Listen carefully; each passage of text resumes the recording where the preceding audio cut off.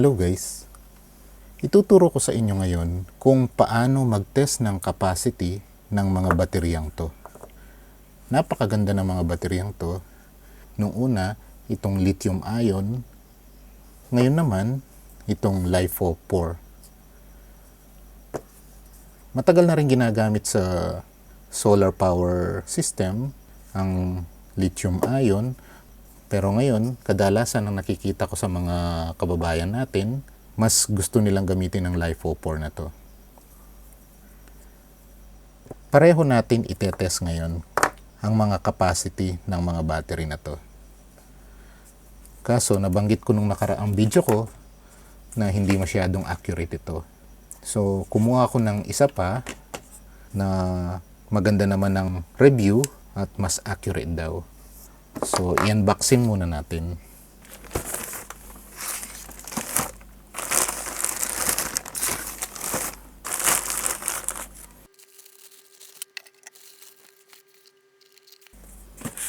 Kumuha din akong 555 timer IC para sa mga susunod nating video.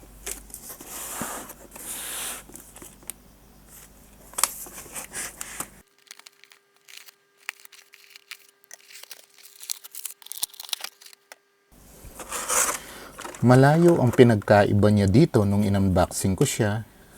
Ito, wala man lang protection. So ito may plastic pa talaga na nakamold based sa shape niya. May kasama pa siyang power supply. Ito wala rin. Pero ang presyo nito, ang tanda ko mas mahal pa to. So meron siyang 9 volt, 1 amp na power supply.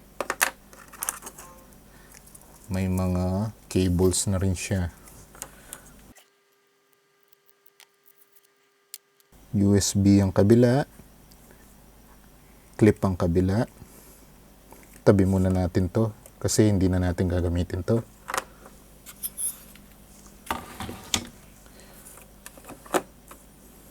Tapos meron siyang dalawang alligator clip na wire lang.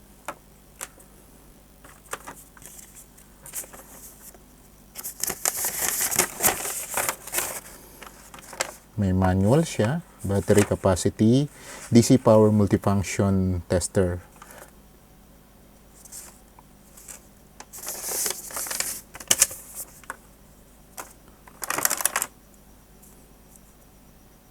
Saksakan ng China.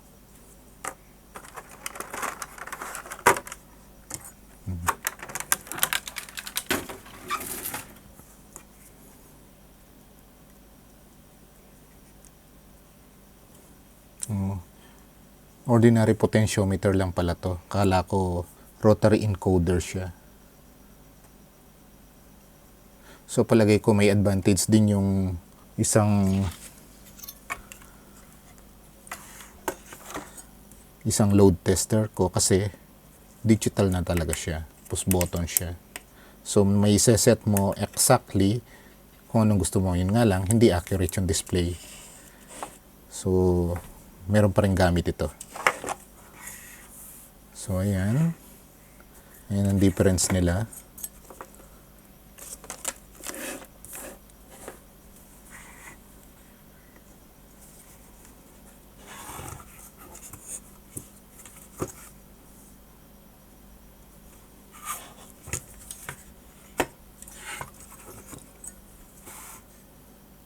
Mas maraming ports ito, maraming saksakan. Marami siyang USB, may mini, may micro USB, at meron din siyang C-type. Meron din siyang USB dito. Ayun, UP, ay umikot. So, na-UP sa shipping. Ayan.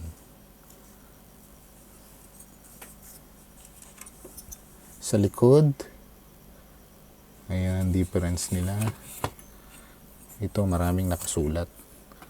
Kaso, in Chinese.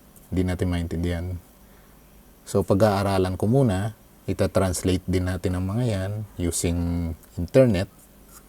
So, malalaman din natin kung accurate talaga siya. So ito yung gagamitin nating pantest sa LiPo4 natin at lithium ion. So pag-aaralan ko muna.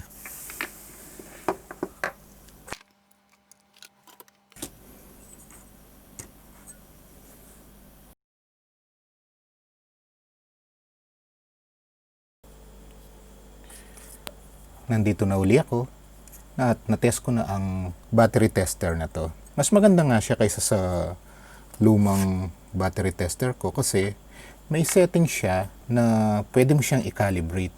Hindi katulad nito, naka-offset ang voltage reading niya, kaya kahit gusto ko siyang i-calibrate, sa ngayon hindi ko pa makita kung paano siya i-calibrate. Hindi katulad nito, meron na siyang settings ng calibration. Actually, okay naman siya.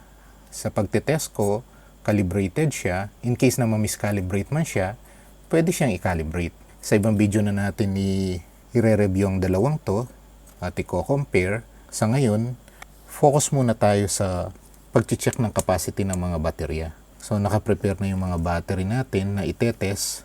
Unfortunately, itong power supply niya na kasama dito, hindi gumagana. So, sa ibang video, check natin kung anong sira niya at i-repair din natin. Gumamit na muna ako ng ibang power supply, 12 volts.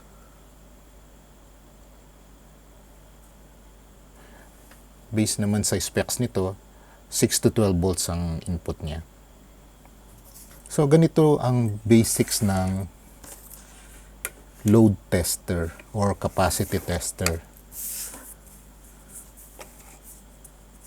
So, assuming ito yung baterya, ang basic lang niya, meron lang siyang ammeter at voltmeter. So, dito sa ammeter at voltmeter na to, may sarili na siyang microcontroller para i-compute ang watts, ang watt hour, at ang amp hour ng baterya. Then, naka-series lang siya sa load. Ganyan lang ang basic principles ng battery capacity tester. So, dito naman, pinagsama na. So, ang load nito ay MOSFET. So, ganito siya.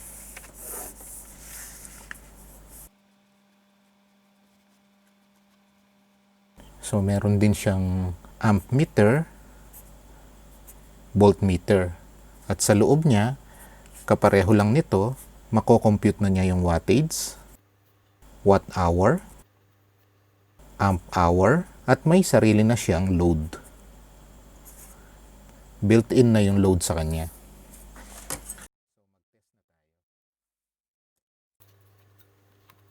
Maraming way para matest ang capacity ng battery. Pwede kayong gumamit ng murang equipment na nabibili lang sa online. Gaya nito, CB2L3. Hindi pa dumarating yung ganito ko. Nag-order na ako sa online. Ito, straightforward na siya. So, diretso na siya sa baterya. Madaling gamitin. Ang problema lang, hindi siya kasing taas ng current ng mga ganito, hindi siya kasing versatile ng mga ganito. Ito, maraming nagagawa. Pwede rin siyang load tester. Hindi lang battery capacity ang nagagawa niya. Ito yung option na mura. So, pag dumating na yung order ko, gagawan din natin ng review ito. Pwede rin gumamit ng medyo mahal. Ito, mas mahal kaysa dun sa una.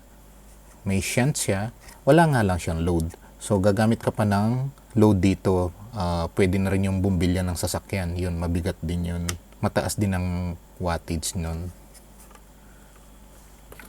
At ito nga, yung medium price din, okay na rin to. At kung may extra budget kayo, ito. Ito, fully automatic na siya. Balance charger, discharger. Nga lang, may kamahalan. meron na rin siyang PC Link, mas versatile na to.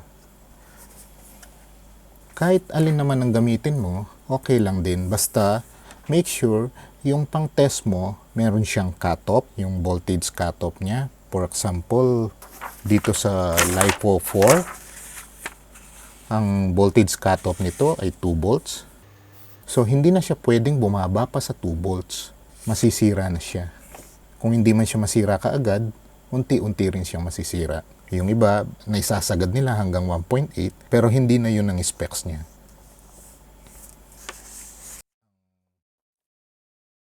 Ito yung para sa 32700. Ito, 18650. So, most of the time, ang cutoff nito ay 3 volts. So, pag bumaba pa sa 3 volts, madali na siyang masira. At pag tumaas naman siya sa 4.2 na charging, possible na sumabog siya. Yung iba, sinasabi nila, ginagamit nila yung 5 volts USB, okay naman daw. Medyo alanganin yun. Delikado yun. Sa susunod na video, gagawa ako ng pinakamadaling way para i-charge ang 18650. So, start na natin ng pag-measure ng capacity ng baterya. So, ito yung gagamitin natin ngayon. Ito nga. So, direct na siya. Yung load, nasa loob na. Nandito nga yung MOSFET niya. So, direct na natin kukonect sa baterya. So, unahin natin ang 32700. Tingnan natin kung ilan ang capacity nito. Importanteng malaman ang capacity ng mga baterya, lalo na kung nabili lang na second hand. Kasi pagka siniris mo yan at iba-iba yung voltahe, yung mahinang capacity, yun yung unang madi-discharge. Ang magiging problema doon, mahihirapan ang BMS mo. Pagka talagang malayo ang difference ng capacity niya, pwedeng masunog ang BMS mo. So, start na natin. Start tayo sa 32700. Then, sunod natin ang 18650.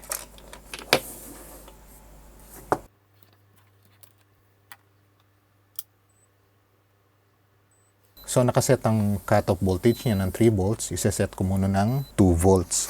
Dahil ang LiPo 4 32700, based sa standard specs niya, ay 2 volts lang. At ang maximum charging voltage naman niya ay 3.65.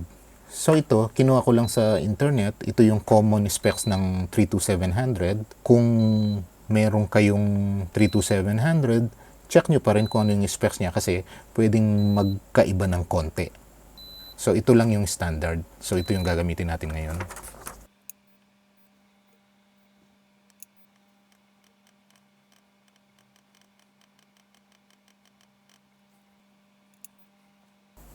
Ayan.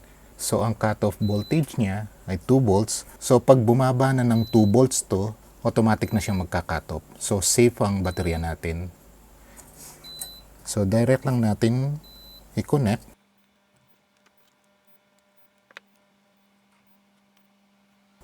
Okay. Nakaset ng 2 amps. Pwede natin taasan up to 3 amps.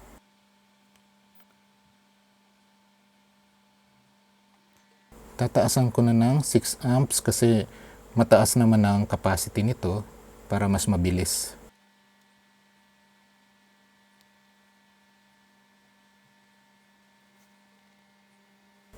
So ito yung time niya, temperature, ito yung impedance niya or ohms, watt hour, ampere hour, at saka yung wattage niya.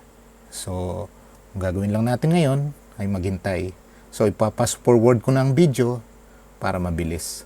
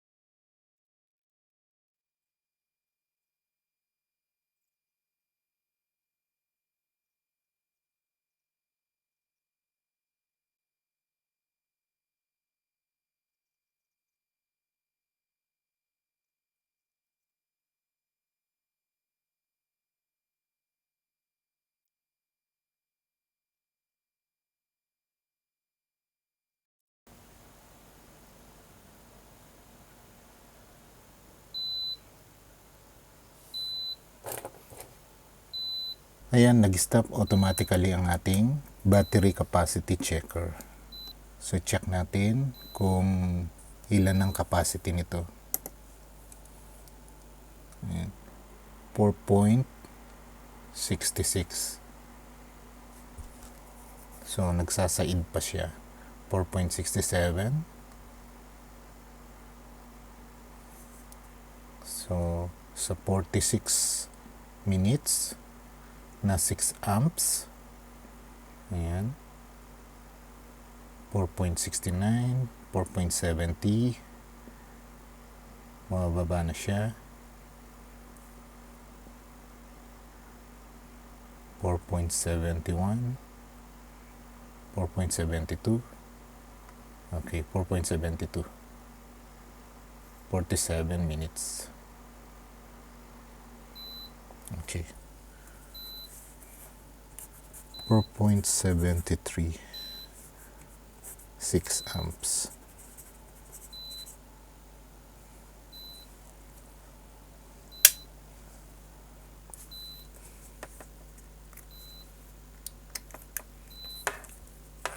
So, ang capacity na lang ng 32700 na to ay 4.73 AH.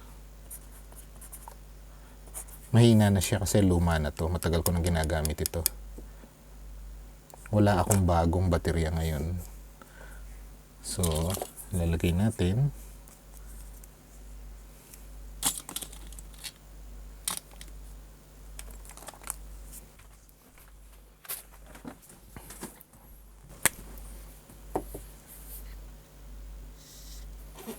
So, pagka maglalagay kayo ng label, lagay nyo na rin yung date.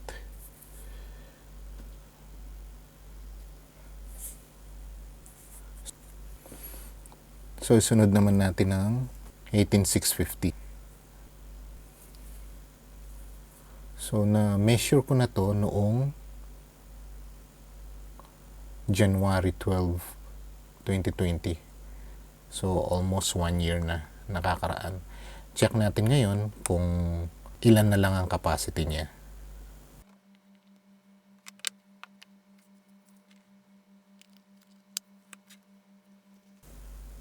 So, iset natin ng 3 volts ang cut-off voltage nito. Dahil ang 18650, ang common cut-off voltage niya ay 3 volts lang.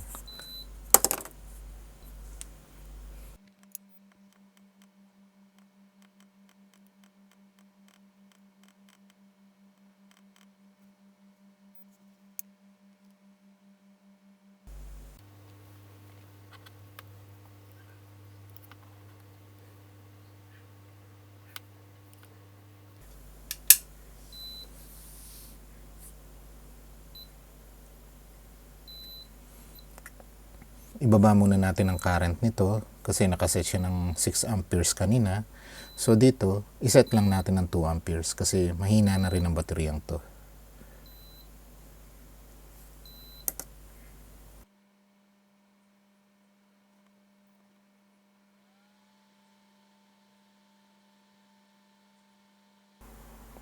Okay. So hintayin lang natin bumagsak ng hanggang 3 volts para makuha natin ang capacity pa ng battery na to.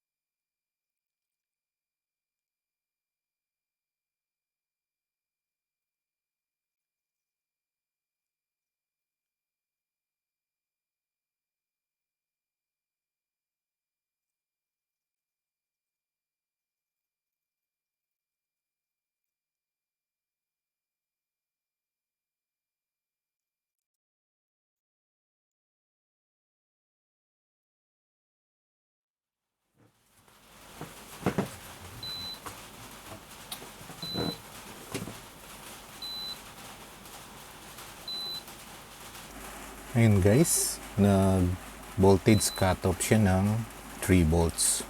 So, check natin kung ano yung capacity ng baterya na to.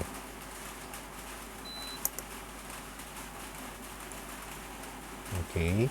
So, nasa 1.41 AH. Papalo pa ng 1.42 yan. So, okay. 1.43 sa 18650. 1.44 AH. So, hintayin natin mag voltage cutoff. So, 43 minutes at 1.51 ohms. Dito pa lang magbibigay na siya ng sign na medyo mahina na yung baterya. So, umabot pa siya ng 1.46. So, 1.46 AH. Dati, 1.55. 1 year ago. So, konti lang ang difference niya. So, ayun guys. Napaka-importanting i-test muna ang capacity ng battery bago i-series. Kung masyadong malayo yung actual capacity niya, huwag niyong pagsamasamahin ng iba-ibang capacity. So, halimbawa, 1.55. Tapos, yung isa is 1.1 lang. Malayo na yun. Kung 1.55, siguro pwede pa yung 1.50, 1 to 1.6. So, okay pa yun. Dahil pagka masyadong malayo, mahihirapan ang BMS nyo. So, hanggang dito na muna to guys. Marami pa akong susunod na video about lithium ion, LiFePO 4, 32700, at 18650. Kung paano yung pagme-maintenance, kung paano yung pagwe-welding na gamit ang nickel strip. Gagawa rin tayo ng DIY na nickel strip welder. Kaya kung hindi pa kayo nakakapag-subscribe, subscribe na po kayo. At pakiclick na rin po yung notification bell para ma-update po kayo sa susunod na video ko. Thank you po.